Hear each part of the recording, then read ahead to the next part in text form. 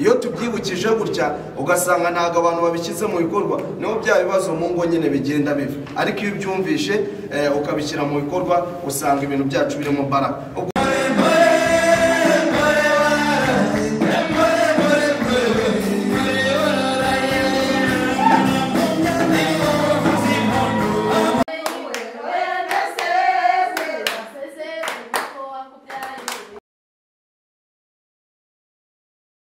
Iyo abo bantu bari muhimu cyangwa se abantu b'ingenzi mu kinyarwanda cyumvikana, icyo gihe nikahi irakorwa nta kibazo. Awala, uwa mbere ni uwenda kurongora, uwa gatanu ni umushahidi ku ruhande rw'iki rwenda kurongorwa ari we umukobwa muri Isilamu. N'abantu batanu rero, iyo abo bantu batanu babashije kuboneka, icyo gihe nikahi tayari ibimaze kuba. Natwe kuza n'abandi kuza biba ari byiza, ariko twebwe tutabonetse abo bantu batanu bakaboneka muri Isilamu, ubundi icyo gihe nikahi iraba. Ubwo rero twihuse, umusore we namubonye yahageze, yatambuka akigera hano imbere. Ubwo amazina ye ku nkwano, mwebwe witwa runaka,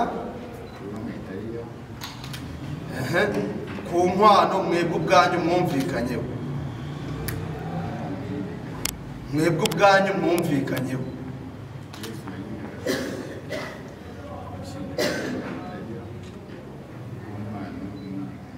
Mwebwe ubwanyu mwumvikanyeho.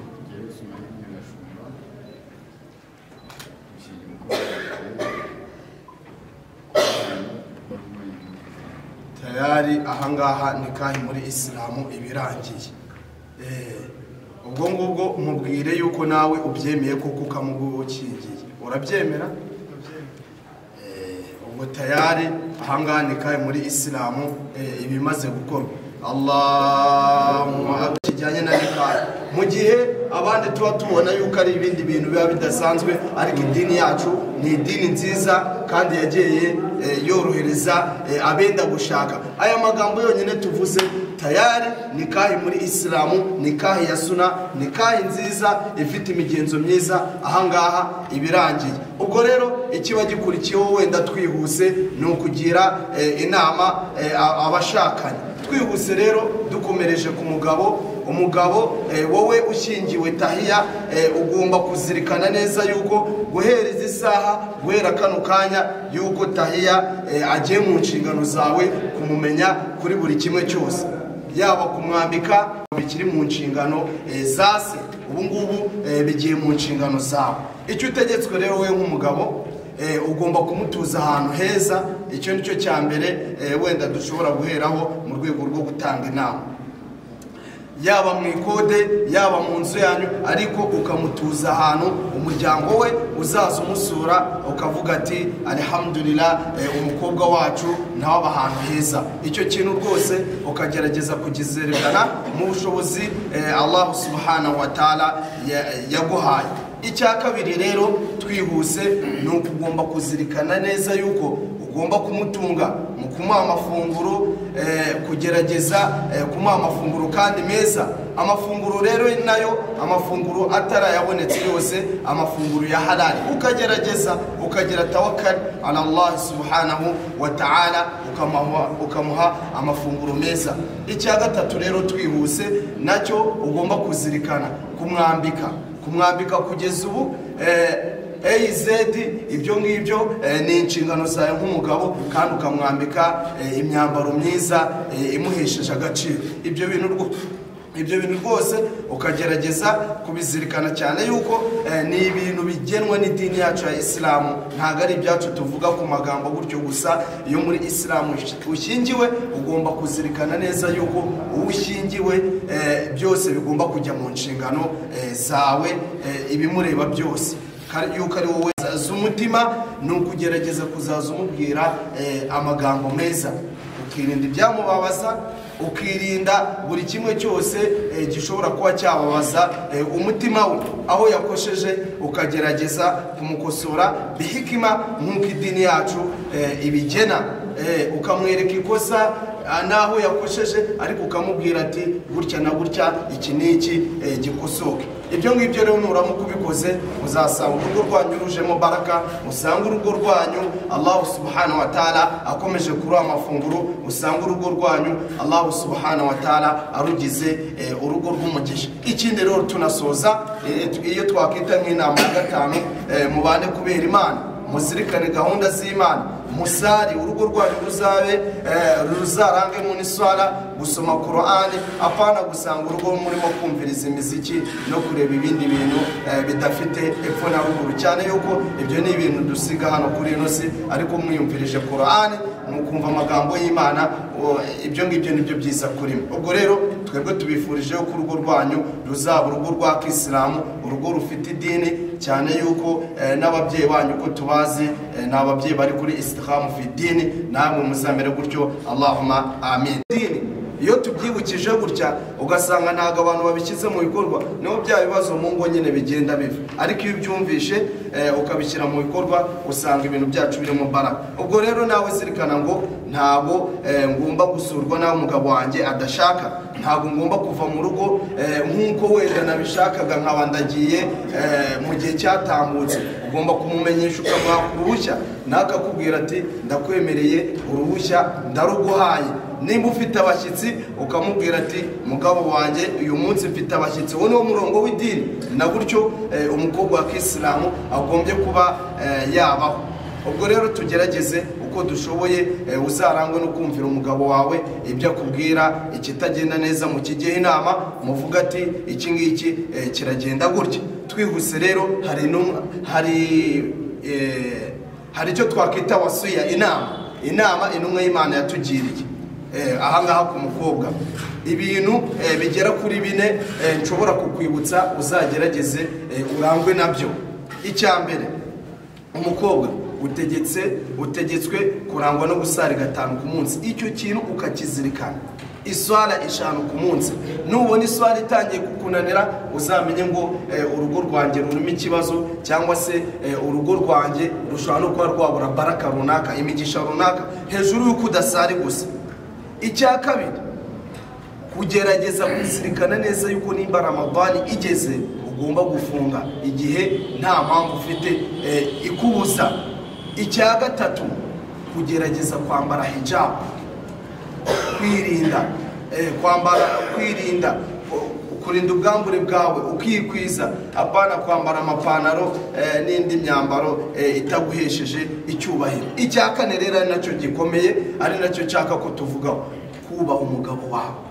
Mbwira ati iki ngiki ntabwo nyishoboye. Ibyo bintu 4 uko mbikwibukije nubishyira mu bikorwa, uzamenye ngo mu rugo rwawe hazaba harimo baraka kandi nyinshi. Ubwo rero inama ndumva zaba izo ngizo, cyane yuko n'igihe cyagiye twari twifuje wenda kuba twabibutsa ibi ngibi, nubwo wenda muba musanzwe munabizi, ariko natwe Allah subhanahu wa ta'ala atubwira ati ibutsa, kuko kwibutsa bishobora kugirira umwemeramana akamaro. Ubwo rero twebwe icyo twabifuriza, tubifurije kubana kubera Imana, kandi Allah azabarinde icyo ari cyo cyose kibi mu rugo rwanyu. Allah azabarinde ababi, ibijisho by'abantu, amashyari, ibyo byose mujye mugerageza musabe idua. Ikindi rero nacyo kinakomeye, tubasabiye kwa Allah subhanahu wa ta'ala, urugo rwanyu ruzaba urugo rufite baraka, urugo rufite gutuza, urugo ruzabyara abahungu n'abakobwa, urugo ruzagendwa. Ibyo byose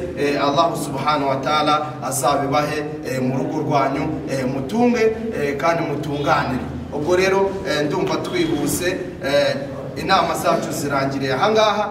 Iyi nikahi yacu tuyikoze uyu munsi ku itariki 5 z'ukwezi kwa 8 2024. Twihuse.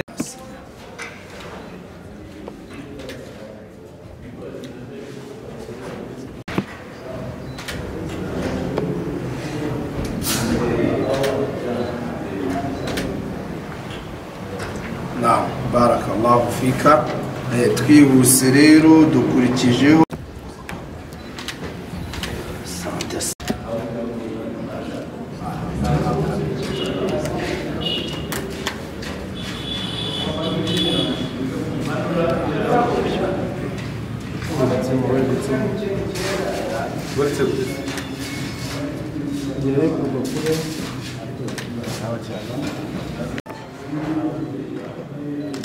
hari no kuri no ya kabiri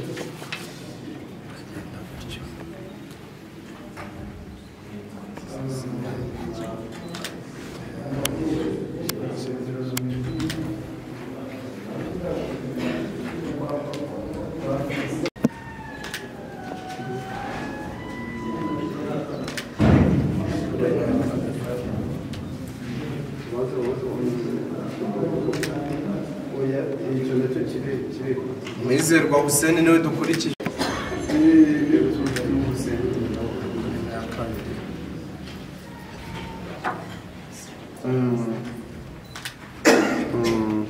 sawa sawa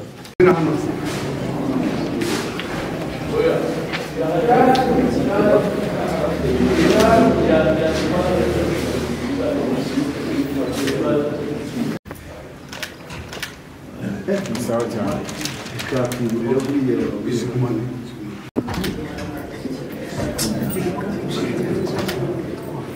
sawa cyane nangofero bagize ufashe nangofero agiye gufasha pale cyangwa nangofero bagize ufashe nangofero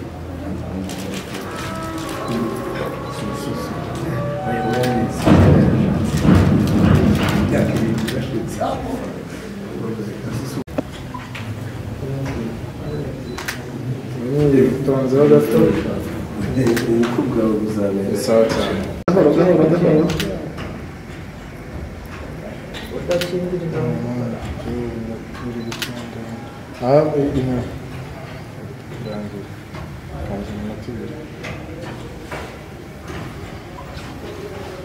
mufateho mwese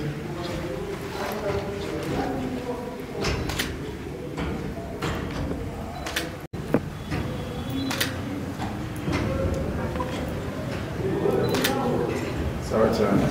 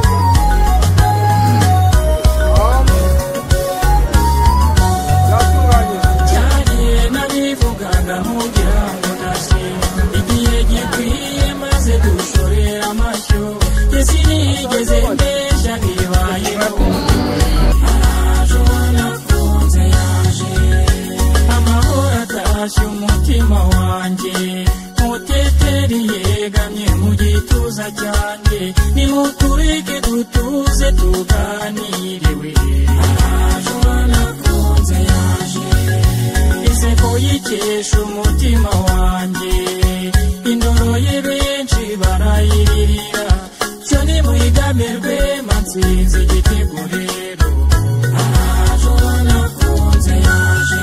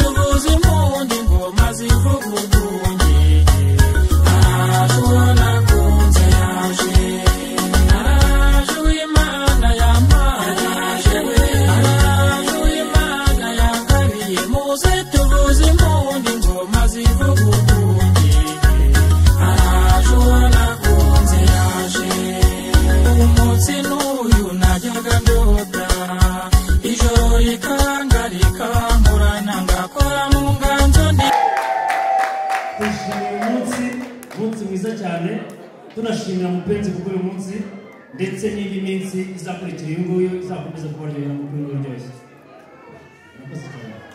Arakoze cyane turashimye cyane West Inirake abanyeshuri biganye na Eric ni Inirake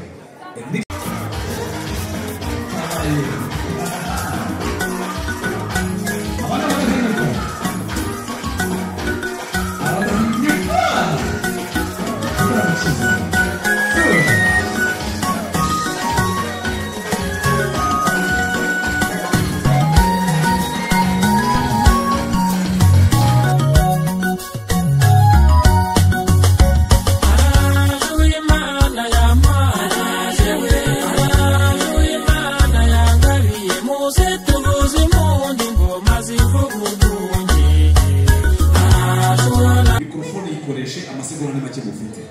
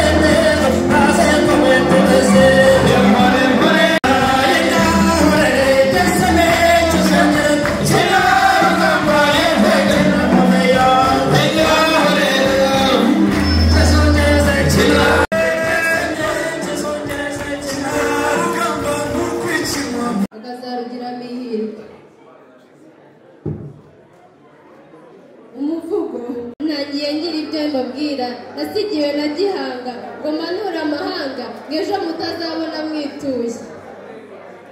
Mupenzi musaza wanjye umugore wawe niwe wareba azakomanga kingure akuririmbire mu ijwi ryiza nawe umurambikeho ibiganza.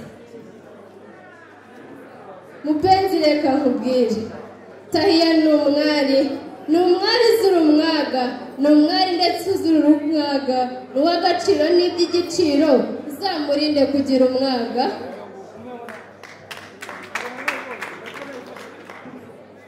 Tahiya reka nkubwire mupenzi ni icyuzuzo kizira icyaha ni icyansi kizira icyusa ni icyiza uzihiza kibo cyuzuye amahoro cyomoro wahawe n'iyaguhanze.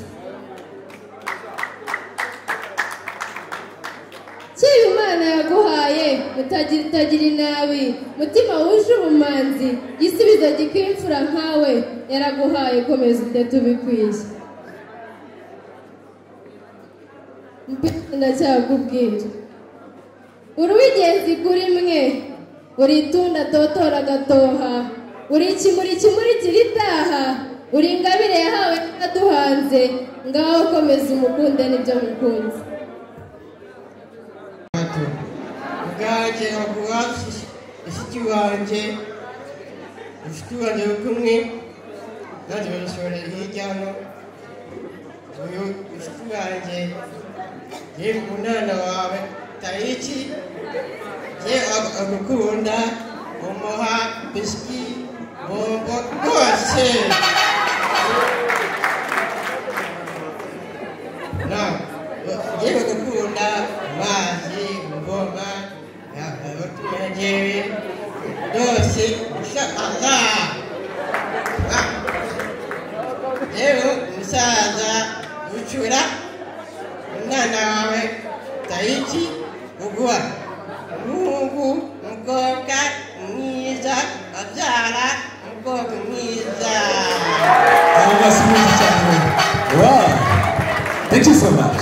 Arakoze cyane umuvuga arakoze cyane ati mushiki wa undi cyane kandi inshuti yanjye bari ukuri kandi mashini ikamushimira kuri byinshi ikamushimira ibyo watwasigiye muri uruganiriro nongere mushimire ibyo watwasigiye iteka tusigaha nongere mushimire icyicaro bitagira uko bisa ubuhaye hanyuma bashyizeho ahantu twakiriye ahantu turi manzi yari bwakiriye bashamanga maze bakataramira bagatekana bigatinda burya ari umuntu w'inshuti cyane ibiganiro n'ibiganiro by'agateka nibyo biganiro bimaze kundaga kuganiramo maze abantu babutumwa bakaza bagatarama bari tukiheri bagatarama ahangaha kuko bari abagabo n'ibiza ibiganiro rero batwakiriyemo ni ukuri bikamugushimira bityo rero mugire ubuvandimwe twabyaye igihango nzi ko dusangira byinshi twaganiriye twataramye ariko umuntu yishimiye igitaramo kiri hano intore watwakirije ni ukuri umuntu ntabwo yataha bagikunda turaremera ngo rutini ubu twaje turi intumwa n'umubyeyi bagashobora n'uko bivuze kuva kare ariko tuzi ko tumusubize yamutanga twishimiye rero uburyo mwatwakiriye twishimiye uburyo mwadutaramiye turagenda tujye twishimiye twabonye muri uyu muryango w'akarere ka Fasi reka nongere musabe abantu turi kumwe bongere babashimire kandi babaha amashyi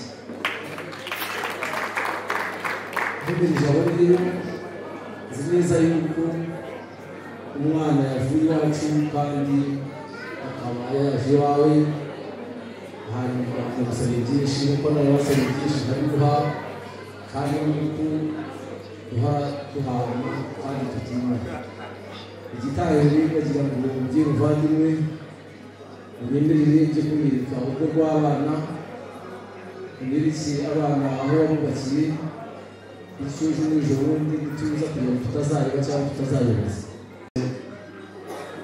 tujye kutwereka aho twubakiye abana kugira ngo bazanye na murumuna we haba cyangwa mukuru wabo cyangwa se ba nyirasenge batazayoborwa ahantu umwana ari rero ni ibinyobwa umwana witwaza kugereze hariya ariko ubuki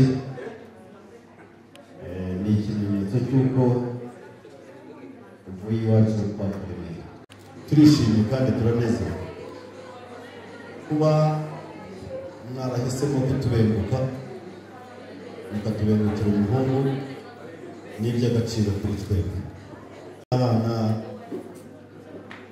tuzamugarura hanyuma nibiba ngombwa tuzakwiyambaza nawe nk'umubyeyi ibi ndabikwijeje nk'umubyeyi mugenzi wawe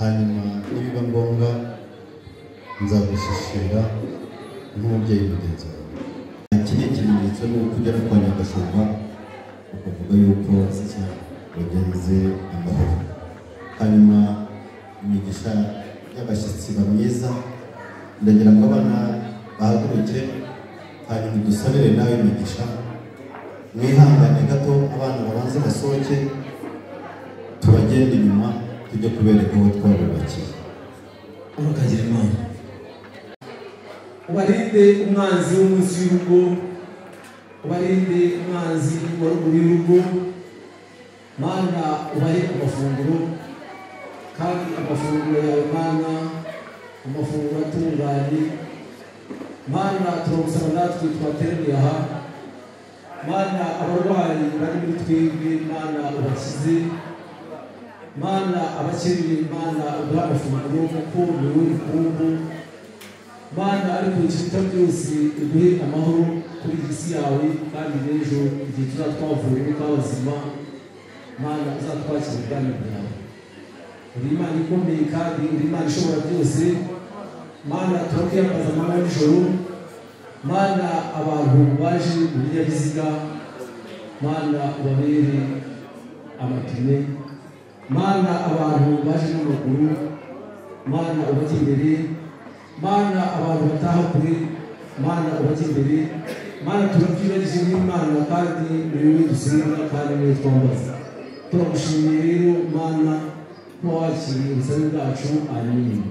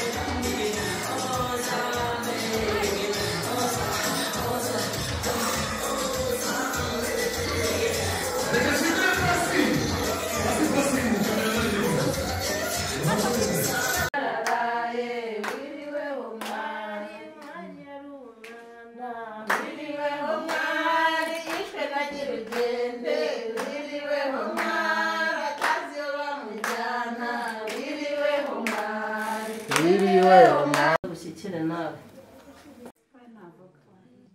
umaze kuvuga ariko birarangira bayikirage unabasetse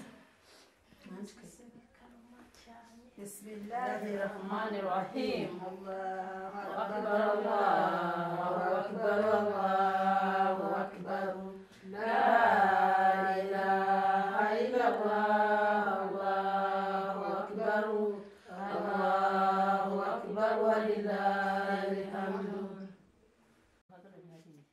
bazohereza abantu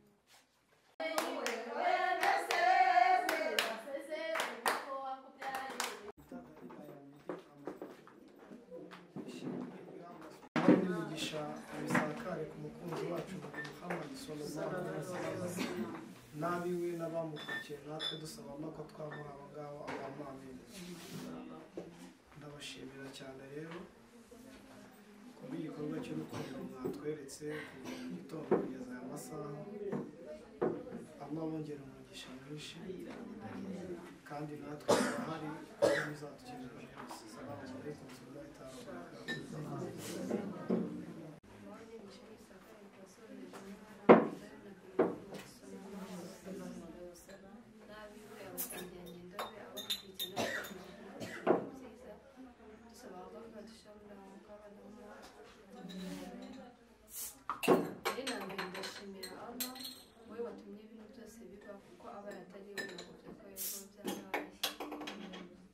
Ndashimira namwe mwese mwagize uruhare kugira ngo bibe kandi bigende neza. Muri rusange gushimira byari byiza twishimye kandi ndakeka n'abandi bahari bose bishimye. Nta kindi nababwira uretse kubashimira kandi bizadusura urugo rwacu.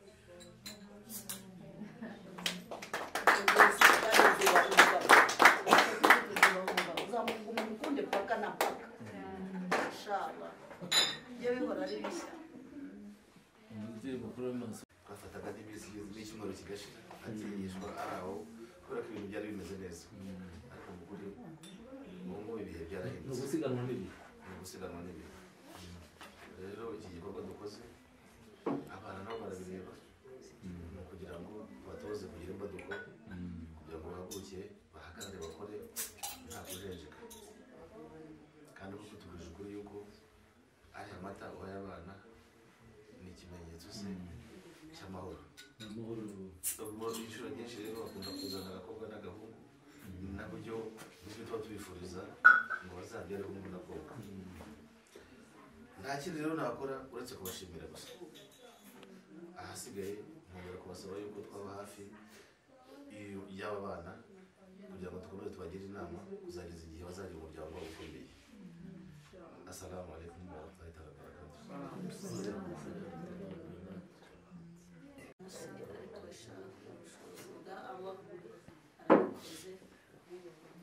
kuri mwabana mwe ubu ngubu ntabwo turi mu mukino